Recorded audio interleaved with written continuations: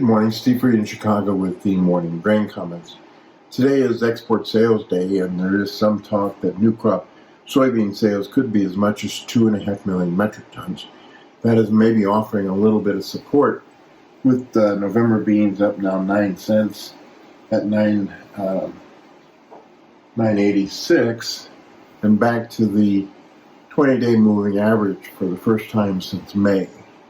The soybean market is also going to be watching closely Monday's crop ratings, because August is turning out to be one of your driest Augusts on record.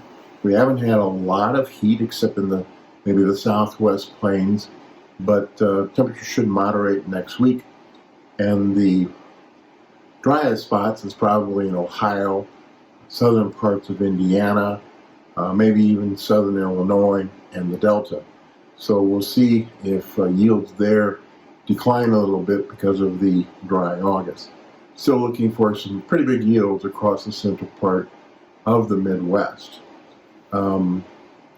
As far as the corn market is, again, could see another drop in old crop sales, but new crop could be somewhere around 1 million tons.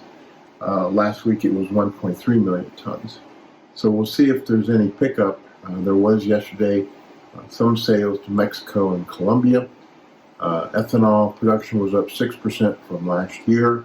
And again, with this dry August and that parts of the east and southern U.S., there could be a little bit of a drop in corn yield. But still, the market's trading 183 USDA corn yield.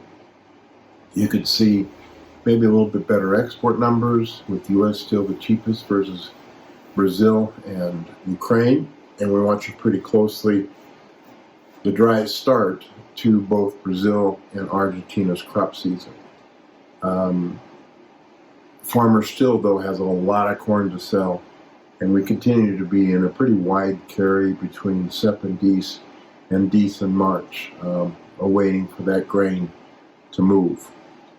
As far as the wheat market is concerned, again, we're seeing a little bit mixed trade, with Chicago down, Minneapolis up.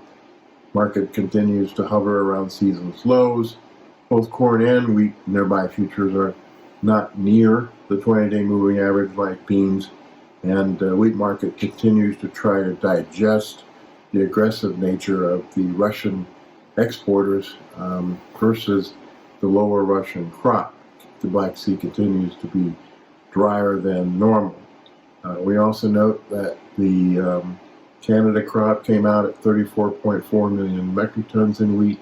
The USDA is using 35. Australian crop should be up, but it continues to be dry in Argentina. Wheat market still awaiting any particular news on the export side and domestic usage, and see what consumer demand is, with disposable income declining.